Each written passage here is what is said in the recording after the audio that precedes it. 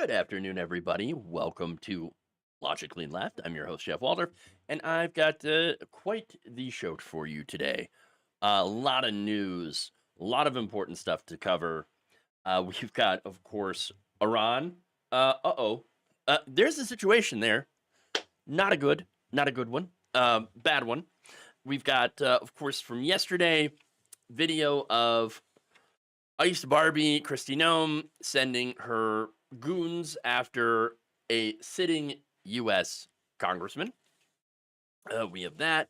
We're going to talk about a judge stopping one of Donald Trump's executive orders on voting. Very important. We have Zohran Mamdani. I'm going to talk about him. Just absolutely cooking Andrew Cuomo in a viral clip that's going on social media. Fantastic. Here comes Mamdani. Oh, yes. And then, look at that. We have another Moms for Liberty honored Republican that got caught with some bad materials. Let's just say that, okay? So, look, we've got that. I know every accusation is a confession with these people. So that's, what a disaster. Now, yesterday, on Thursday, the stream it didn't work, but if you didn't see the clips from that, they're up on my YouTube channel. They're also up on Facebook. Again, some weird outage with Google not working. So YouTube wasn't able to do a live stream yesterday, but you can also go to if you haven't checked out the clips, you can go to our Patreon page, and it's free to go and listen and download the audio version of the show. So, just in case you haven't caught up with that. But today, very important stuff. All right. So we're going to start out with the ICE goons taking on a U.S. senator. So there you go. All right. Let's do it. Oh, yeah.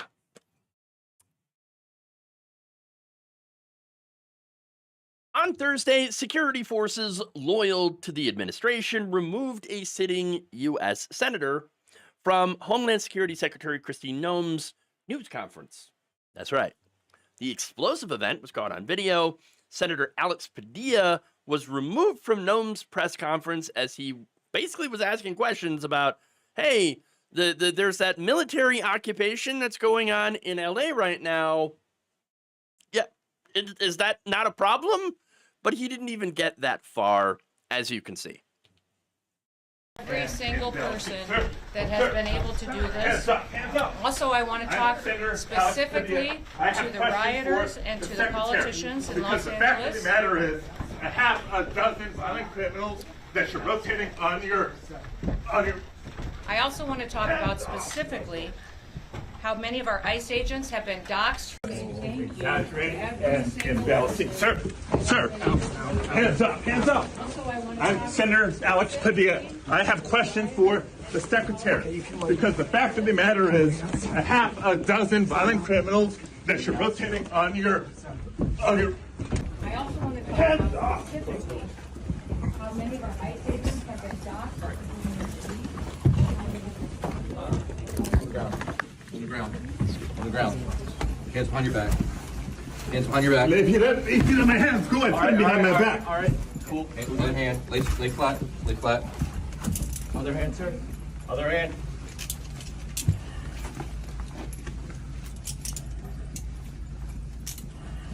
There's no recording allowed out here. I did not know. There's no recording allowed out here per FBI regs for the building. For what, I'm sorry? There's no recording allowed out here. That's my boss. I have to There's no recording allowed out here. You can record. There's no recording allowed out here. I'm not a member of the press. There's no recording allowed. I understand that, sir, but...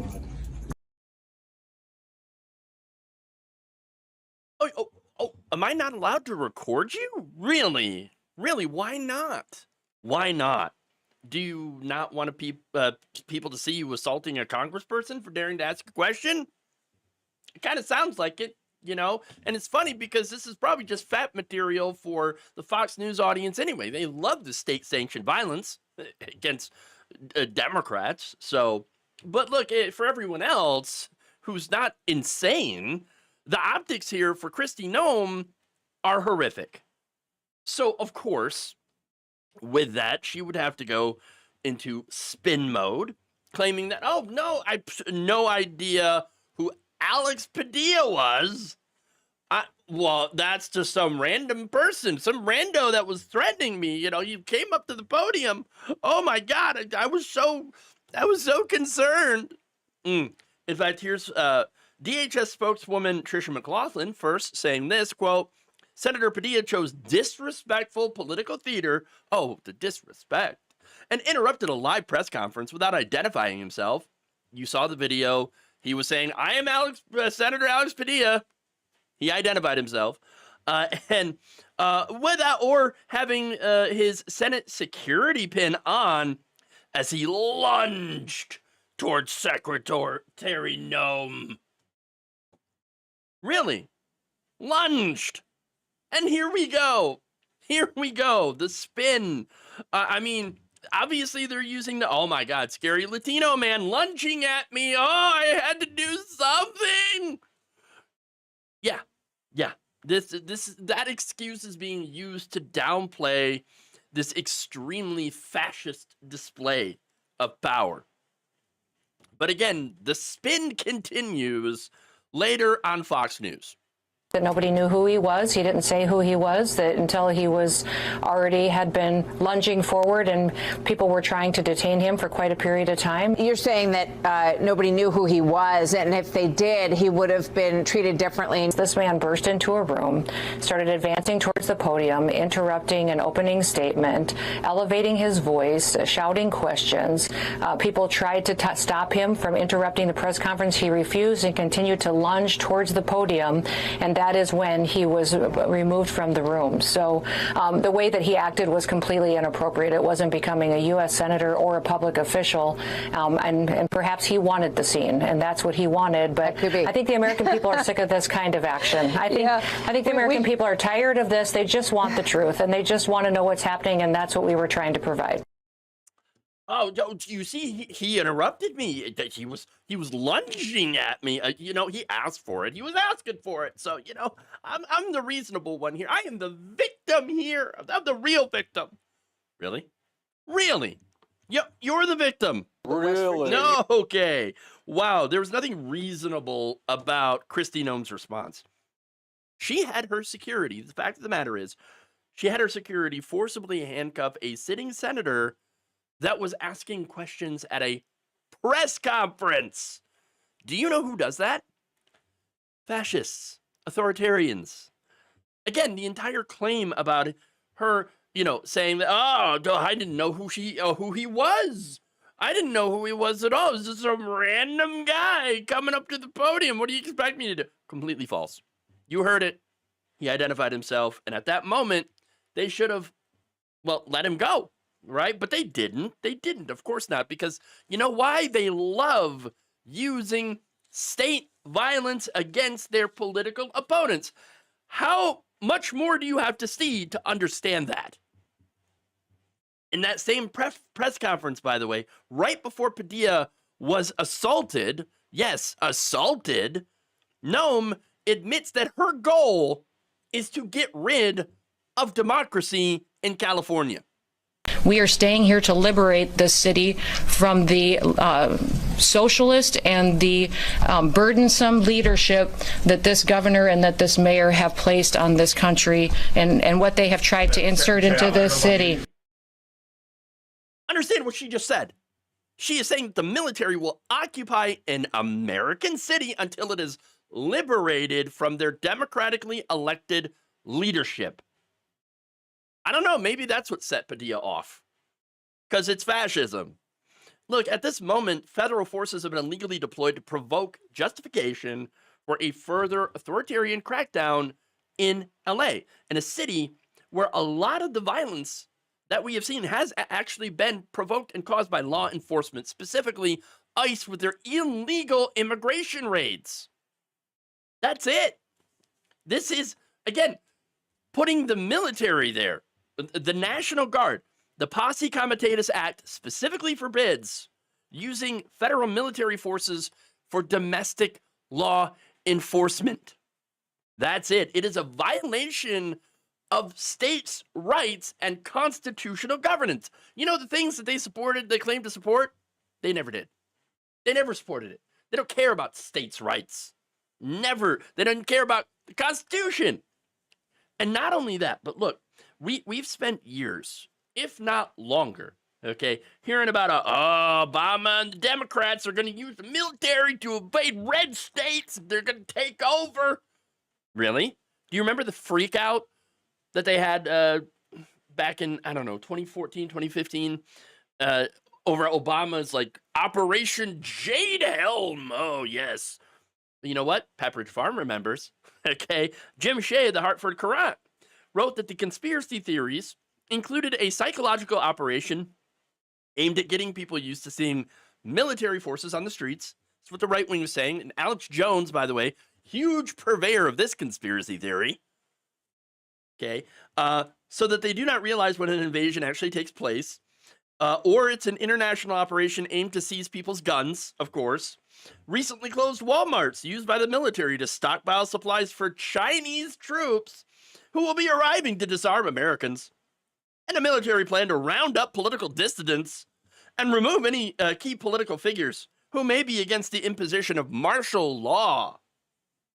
Other conspiracy theories have described Jade Helm 15 as a secret plot to impose martial law, confiscate guns, invade Texas, and institute total population control. These conspiracy theories, man. Once again, every accusation is a confession. This is what they want to do to blue states, and guess what? For California, they're doing it. And they're doing it with permission so far from a federal judge. In fact, on Thursday, a federal appeals court temporarily blocked another judge's ruling that said that President Trump's federalizing of California National Guard troops and deploying them to Los Angeles was illegal, and ordered them to return control of the Guard to the rightful Governor Gavin Newsom. Okay, the rightful person. Judge Charles Breyer stayed his order from taking effect until Friday to give the Trump administration time to appeal the decision, which of course they did. The Ninth Circuit, in temporarily granting the request, scheduled a hearing for Tuesday. A 3-judge panel of the appellate court will now consider arguments then on whether to extend a stay of Breyer's order or allow his ruling to take effect, which would again stop the federalization of these National Guard troops who don't want to be there. They don't want to be there. And guess what? The Marines don't want to be there either. They don't. So now, Breyer's order came just hours after a hearing in U.S. District Court in San Francisco, where he had questioned the lawyers for the federal government on Trump's rationale and authority for the move. Remember, they're claiming that, we've got the authority to do so because California is under rebellion or invasion. No, it's not. Nowhere near it. Okay? Nowhere near it. So Breyer says, at this early stage of the proceedings, the court must determine whether the president followed the congressionally mandated procedure for his actions. He did not.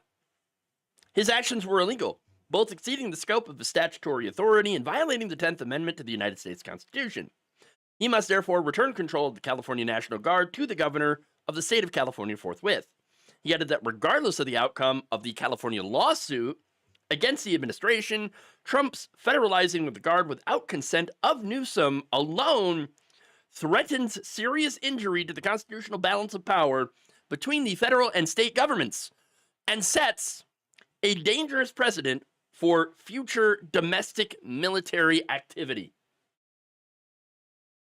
Yes, all of this, everything that they are doing, this administration shows you who they are. Authoritarian fascists who never believed in this country or in the Constitution or our laws. Our president is a convicted criminal, and his cabinet is stuffed with sycophantic yes men who are intent on following through with the dismantling of our democracy and replacing it with a Christo-fascist dictatorship.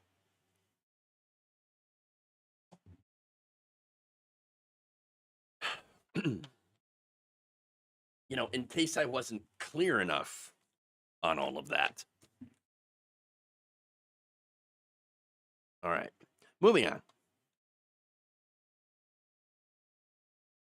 And here we go. War with Iran? Maybe? It's just a great news week this week, isn't it? Jesus. On Thursday, Israel launched a devastating preemptive strike against the nation of Iran, which is throwing the entire region into even more chaos.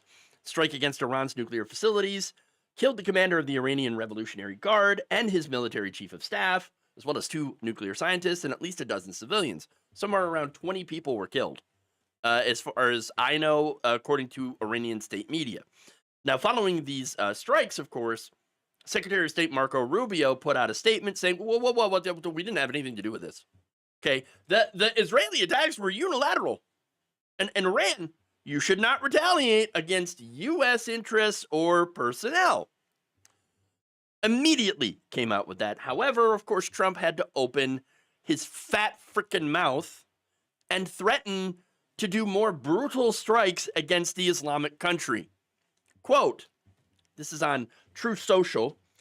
I told them it would be much worse than anything they know, anticipated, or were told, that the United States makes the best and most lethal military equipment anywhere in the world, by far, and that Israel has a lot of it, with much more to come. Oh, God. Certain Iranian hardliners spoke bravely, but they didn't know what was about to happen. They are all dead now, and it will only get worse. Jesus Christ. No, he keeps going, too. In a follow-up post, he wrote, 2 months ago, I gave Iran a 60-day ultimatum to make a deal. They should have done it. Today is day 61. I told them what to do, but they just couldn't get there. Now they have perhaps a second chance. So here is Donald Trump immediately undercutting his own Secretary of State and saying, oh, yeah, no, we were totally involved here. Yes, we're so involved. We were giving them weapons. And in fact, we're going to give them more. Oh, God. Look, do you think that anybody is going to believe now that we had nothing to do with this strike when you've got President Dipshit out there saying, yes, we totally gave Iran these weapons. We'll give them more. You didn't do what we wanted, so guess what? They're going to use those weapons against you. Ha, ha, ha.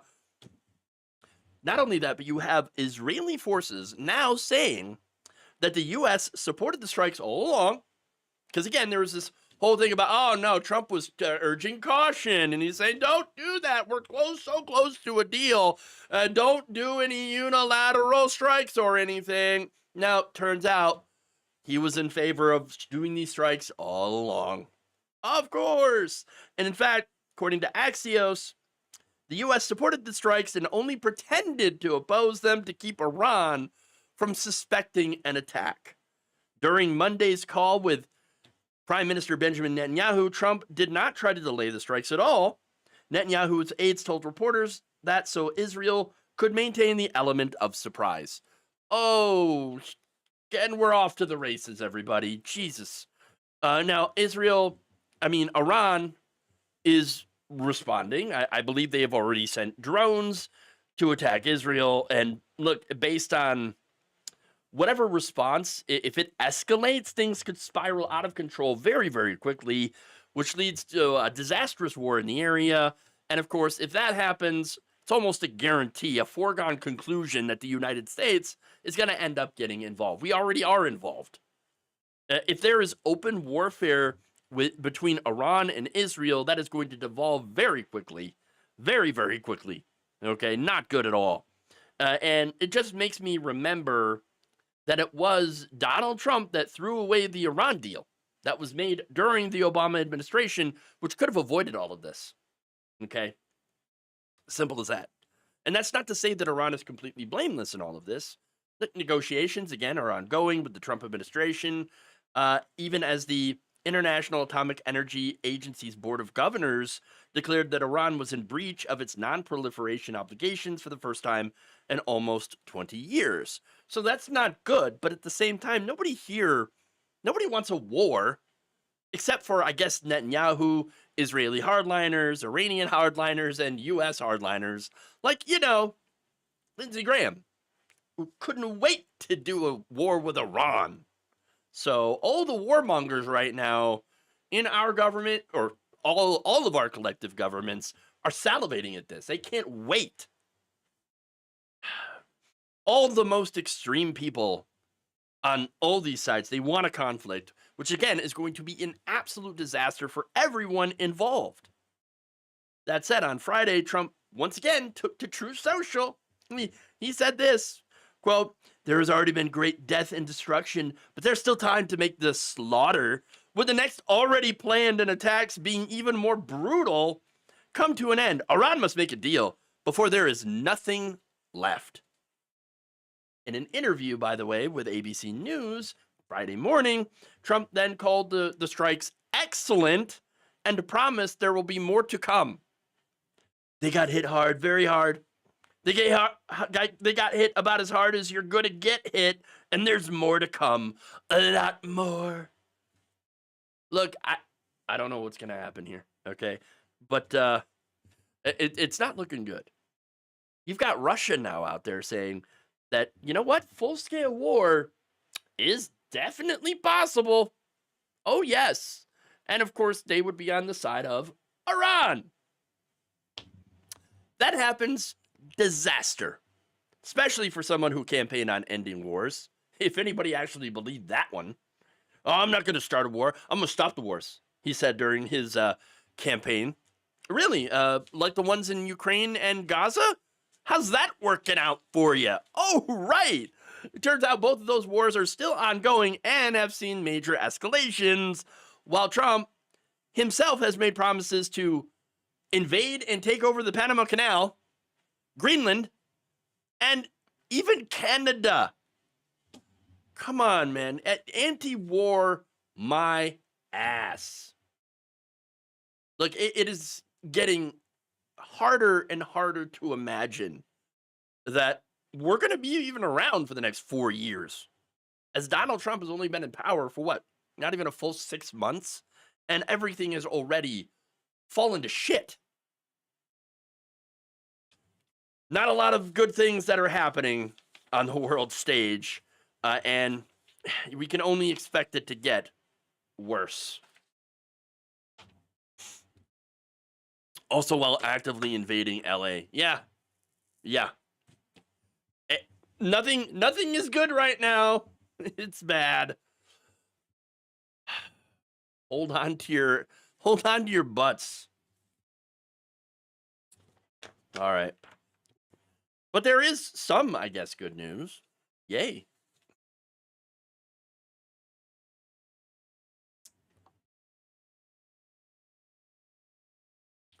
It appears that President Donald Trump's efforts to overhaul the nation's voting system has run into a bit of a snag, a legal snag.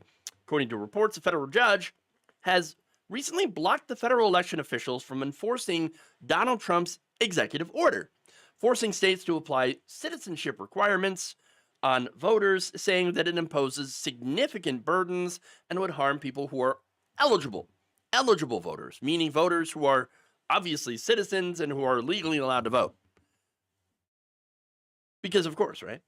Now, U.S. District Judge Denise Casper agreed to grant a preliminary injunction sought by attorneys general from 19 states who brought their legal challenge to Trump's executive order in April and even sought to block sections of it. There are 5 sections, by the way, that are going to be blocked. Casper found that the states were likely to succeed in their case And she is, of course, the second judge to rule on preventing the Trump administration from implementing some of these provisions in his executive order. In April, a federal judge in Washington, D.C. agreed to issue another preliminary injunction, actually the first in a trio of cases, brought by voting rights groups and the Democratic Party. So now Casper wrote in her ruling, there is no dispute, nor could there be, that U.S. citizenship is required to vote in federal elections, and the federal voter registration forms require attestation of citizenship. The issue here is whether the president can require documentary proof of citizenship where the authority for election requirements is in the hand of Congress, its statutes do not require it, and the statutorily created EAC is required to go through a notice and comment period and consult the states before implementing any changes to the federal forms for voter registration. The ruling ultimately blocks Trump administration from implementing a provision that mandates the EAC, a federal independent regulatory commission, to require documentary proof of citizenship in the standardized national voter registration form, and mandates that states record information about the documents presented by voters. Casper said the executive order's instruction for the EAC to add that requirement conflicts with the will of Congress. Yes, because it does. She noted that because the president does not have a constitutional duty to direct the content of election regulations, the executive order's mandate by the EAC is undue interference. That ruling also stops the Secretary of Defense from having members of the military and overseas voters have to present documentary proof of citizenship and proof of eligibility to vote in federal elections. Neither the Constitution nor any statute grants the president the authority to enact that provision, Casper wrote. Other provisions covered by Casper's injunction require the heads of federal voter registration agencies to assess citizenship before providing a voter registration form to people enrolled in public assistance programs, and order the Attorney General to take action against states that count mail-in ballots received after Election Day. Remember, one of the provisions there was to basically have one day for counting ballots. There's no way that the states can do that. There's no way they're able to count all the ballots, and that's the point. Especially for the more populous blue states that have much, much higher populations than Oklahoma, for example, right? California, millions. California takes a very long time to count the votes because they have a lot of votes.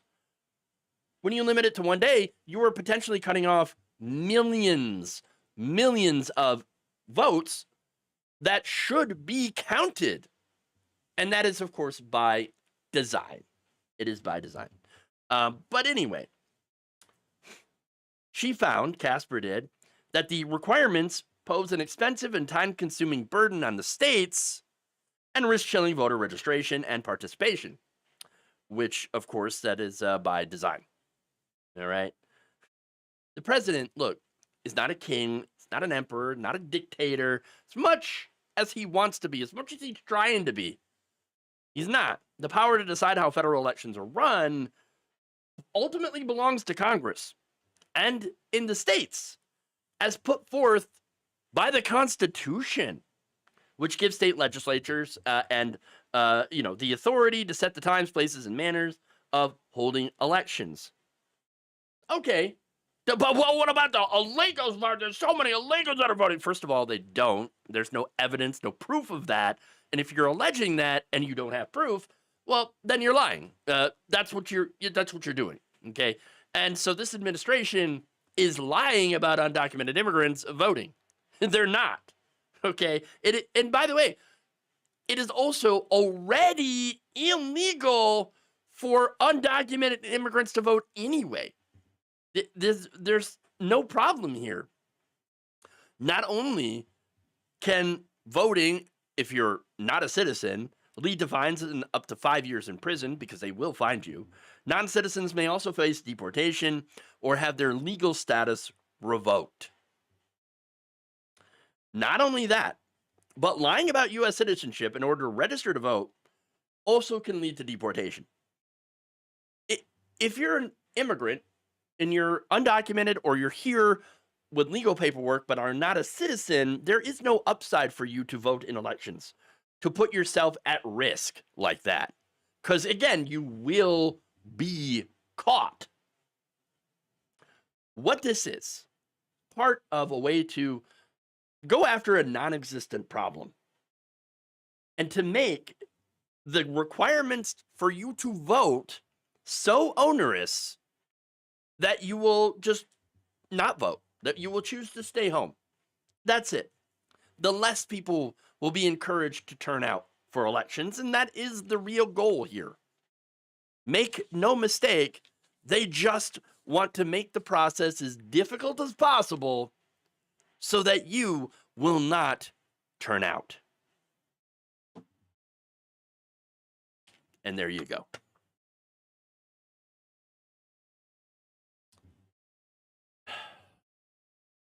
Moving on. Clearly, Mike Pillow is the most trustworthy source in all of this. Oh, yes. Indeed. Wait. Just forget about the evidence. Oh, that man. You know what? In everything that's horrible that is going on right now, at least I can take solace in the fact that Mike Pillow is still having a real hard time. There you go. Again, you take your victories where you can. All right, small victories.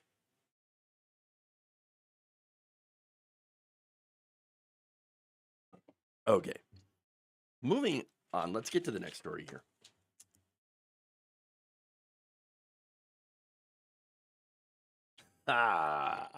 You're gonna love this.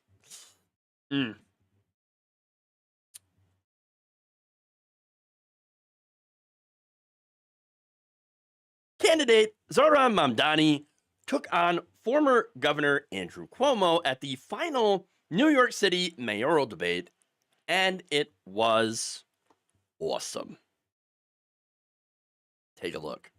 To Mr. Cuomo, I have never had to resign in disgrace. I have never cut Medicaid. I have never stolen hundreds of millions of dollars from the MTA. I have never hounded the 13 women who credibly accused me of sexual harassment. I have never sued for their gynecological records, and I have never done those things because I am not you, Mr. Cuomo. And furthermore, the name is Mamdani, M-A-M-D-A-N-I. You should learn how to say it because we got to get it right. That is a mic drop moment. God damn.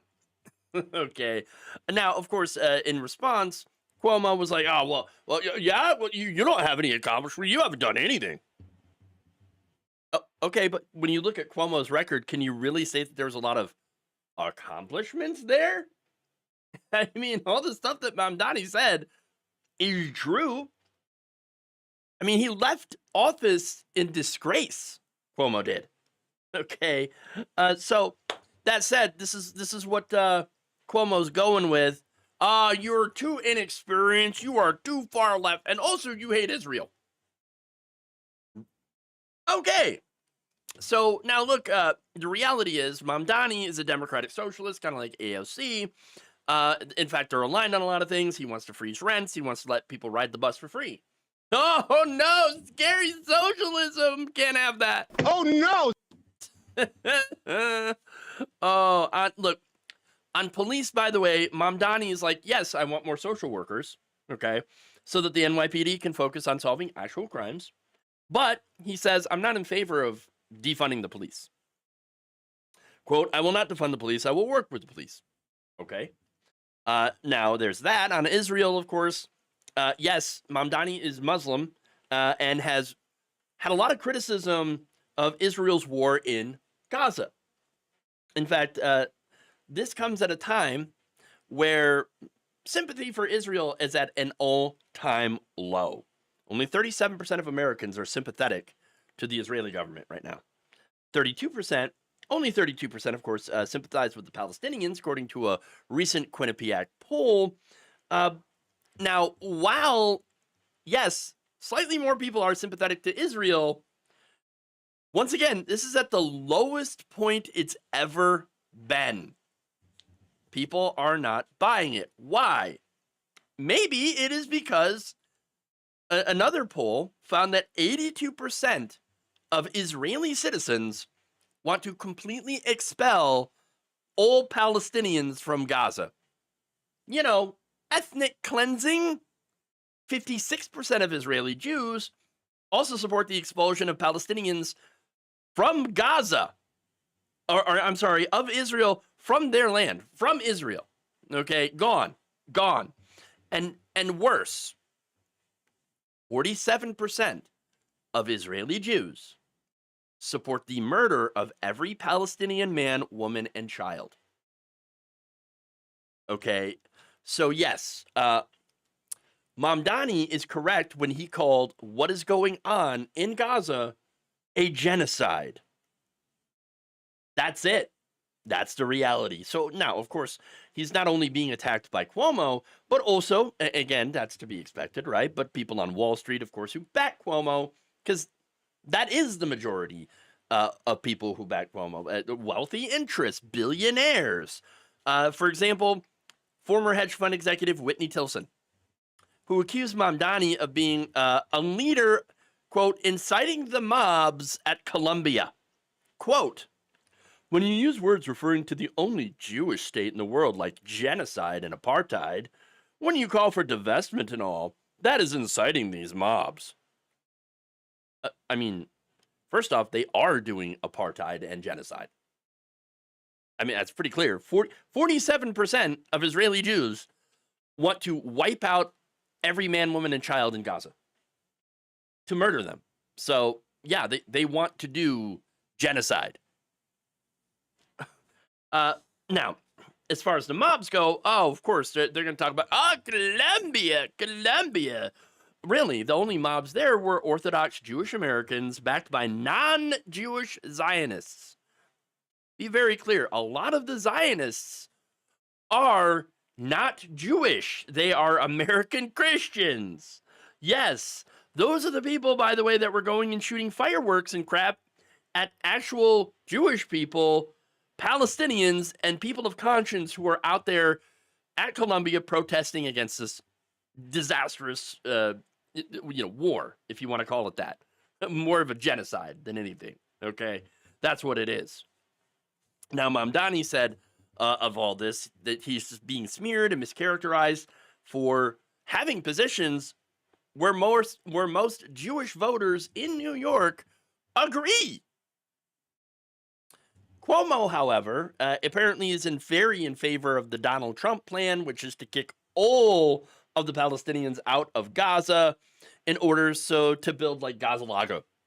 Okay, that's what he wants. Now, that said, after that debate and leading up to it, Mamdani is catching up in the polls. And in some of them, he's even taking the lead. That's amazing. In fact, according to the most recent survey for data from Progress, Mamdani has narrowed the gap to just 2 points separating him and his main opponent, the billionaire-funded political establishment frontrunner Andrew Cuomo, a former governor who is the son of a former governor. Yeah, that guy. A poll released on Wednesday night also actually showed Mamdani ahead. So here comes Mamdani. Not only is he catching up, but he seems to be unifying the left. He's got the AOC endorsement. He's got the Working Families Party endorsement. And so there's a lot of excitement here for Mamdani. How did he get there? How did he catch up? And again, New York City, the primaries right now are open primaries. Okay, so, and he's not the only progressive that's there, but he's the only one that's catching fire. Why? Because he's using economic populism. In fact, here's what he said, quote, I think it's so critically important in our politics to connect the dots between the despair people feel, the way in which it feels, as if we are merely observers in an ever-increasingly suffocating cost of living crisis, and reveal the fact that politicians are actually participants in all of this. Yes, politicians like Andrew Cuomo. He also says, sometimes it can feel like the economic challenges that people face in their day-to-day lives is just a fact of life. Or is this happening to us like the weather? And we can lose sight of the fact that all of these forward abuses and are intimately the results of legal choices and policy choices that people in power are making. Yes, once again, the people in power. Look, the establishment in New York City politics, yes, they're technically Democrats, but a lot of cases, they're actually more Republicans than anything. So, and they have been stopping progressivism while giving more and more and more money to the NYPD. Okay, that's one of the problems here. Okay, and there are many problems. So, not only does Mamdani have a good message, but as you could see from that video, he's an effective communicator. Okay, and you saw it. He crushed it. Absolutely crushed it. Now, that said, none of that means that he's going to be a lock in this primary, much less become the next governor. But, I mean, New Yorkers, they now, in Mamdani, have one of the best chances they've ever had to knock out Cuomo as well as Eric Adams. And to put a real progressive in charge. Don't mess it up.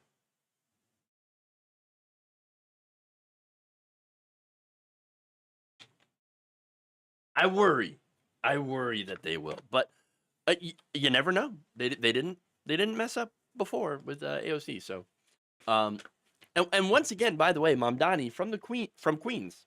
Okay, got another person from Queens who's a working class progressive.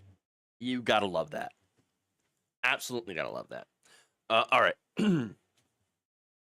Last story of the day, end of the week. And we're going to end on,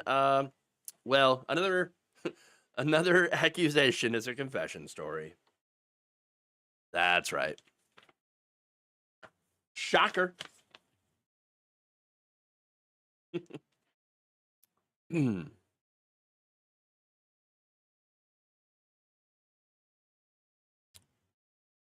Yet another Republican representative, given honors by the group Moms for Liberty, has been arrested on charges of the distribution of child sexual abuse material.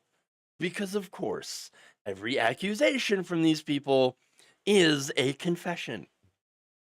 Now, the South Carolina State Representative R.J. May was arrested Thursday morning on federal charges, just 2 years after he won 2023 Legislator of the Year from Moms for Liberty. They even had him speak at their 2022 event on reclaiming education in America. Now, Moms for Liberty, of course, you know they're an anti-LGBTQ hate group. They regularly seek to ban inclusive children's books, claiming that, you talk about gay people, talk about trans people, that's pornography. That's right. And they also regularly accuse LGBTQ plus people and their allies of grooming kids for sexual abuse. No surprise then that this guy, has been allegedly doing some child sexual abuse. Disgusting. What a gross person. Apparently the 3-term 38-year-old Republican used the screen name, you're going to love this, Joe Biden 69. Yes. To exchange 220 different files of toddlers and young children. Remember, this guy has kids, by the way. And that's one of the most disturbing parts about this is that, he not only has kids, but also apparently targets children as old as his own. Okay? Now, these files, obviously he shared them on the Kick social media network in spring of 2024 of these children being sexually abused. Okay, it's just absolutely disgusting. He allegedly uploaded the explicit images and photos using his home Wi-Fi network and his cell phone. See, it's, you know what? As sick as these people are, I'm so glad to see that they are idiots, that they are the dumbest people online. dumbest people. This guy is what, millennial, right? You think that he would know better, but again, he is a Republican and a kitty diddler. So thank God that those people are dumb. All right, the stupidest people you could imagine. You idiot. Great, stupid. I love it. Now, prosecutors say that May's Kick account actually contained about 265 child sex abuse videos. And they also say that May has, quote, a sexual interest in children the same age as his own, and that he has a sexual interest in incest between young kids and their parents. Oh my God.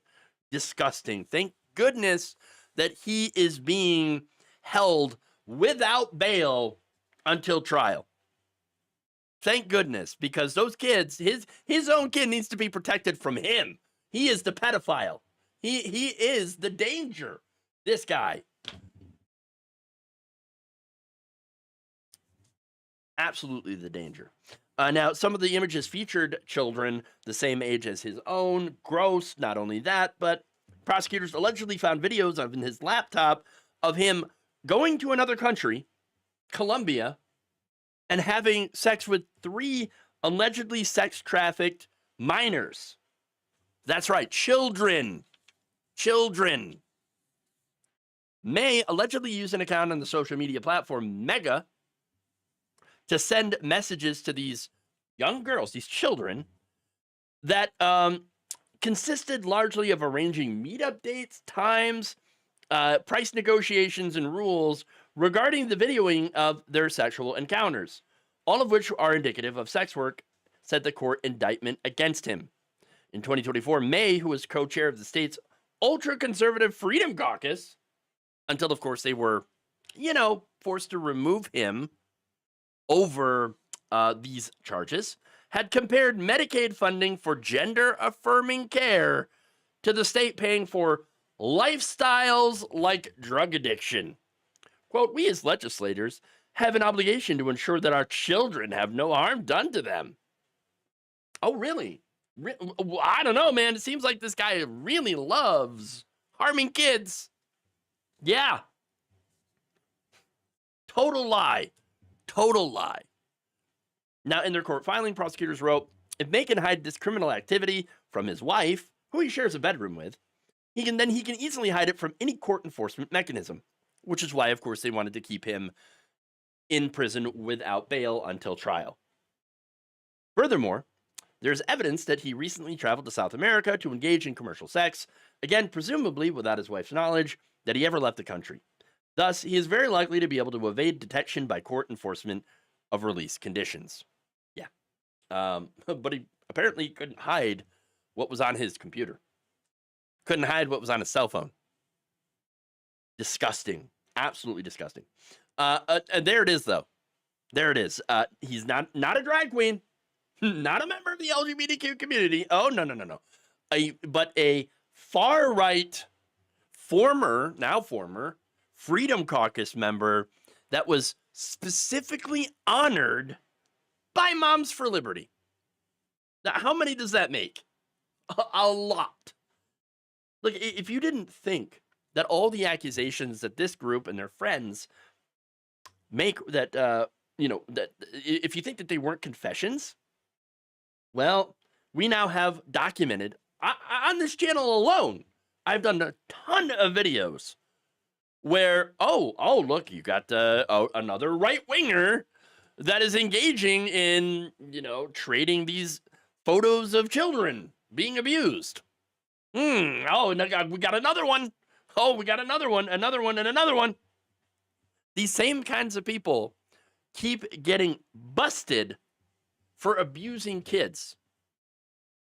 Again, it ain't trans people that's the problem. It ain't drag queens that are the problem.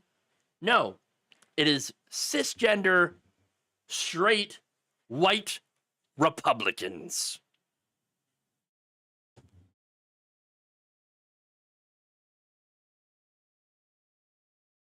Every freaking time. Every freaking time. All right. And there it is.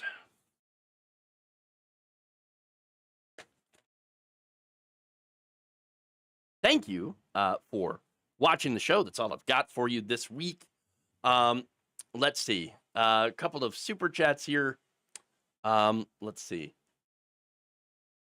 BMan29397 says, off topic, can people on left social media stop spreading tabloid news that there's a movement to reunify Puerto Rico with Spain?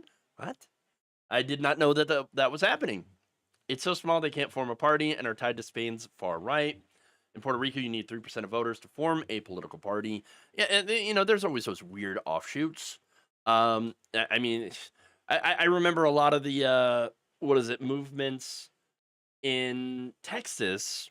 Like, Texas secessionist movement. Never got traction. So, yeah, it's one of those movements there. But anyway, thank you, VMan29397 for the super chats. Let's see. Here.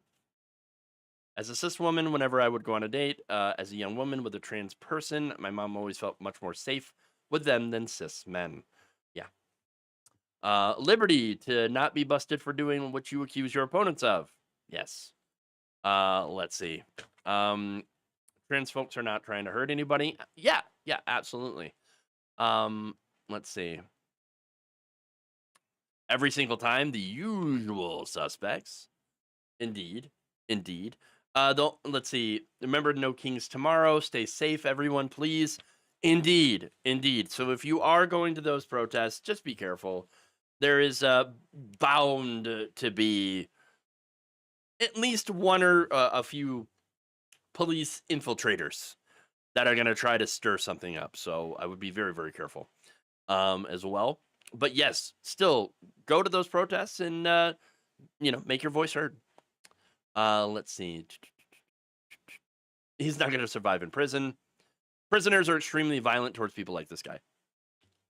Oh, yeah. Oh, that they are. And I do not feel bad for him at all. Let's see. As Jesse Dollamore keeps saying, stop electing stupid people. If only more people would listen to that advice. Exactly. And it's funny because the people, that need the advice the most are not likely to be the ones that watch our content. So sad. Have I started watching Andor season 2 yet? No, not yet. I want to. I'm waiting for my wife to be ready. And she is currently looking at getting into I think the final season of Handmaid's Tale. So I might have to wait on that one. But I am excited to watch it. So I don't know. Maybe we'll get some of that this weekend. I'm not sure. But anyway, everybody have a fantastic weekend. Stay safe. Protest and do it safely, and all that stuff. And hope to see you here next week, Monday, same time, same place. Thank you all again. Love you all. And remember, change begins with you. Good night, everybody. We'll see you later.